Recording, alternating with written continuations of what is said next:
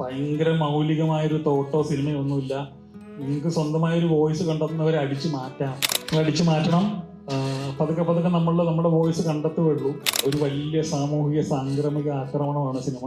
ഉലകിൻ കടുനോവാറ്റും തണുത്തൊരു പുലർകാറ്റീശിടാം ഞാൻ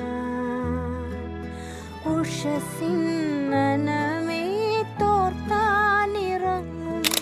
ആ റിജക്ഷനും ആ പെയിനും ഒക്കെ താങ്ങാൻ പറ്റുമെങ്കിൽ മാത്രം നമ്മൾ സിനിമയിൽ നിന്നാൽ മതി. റിജക്ഷനും പെയിനുമാണ് ഇതിൻ്റെ ഒരു പരിപാടി തന്നെ.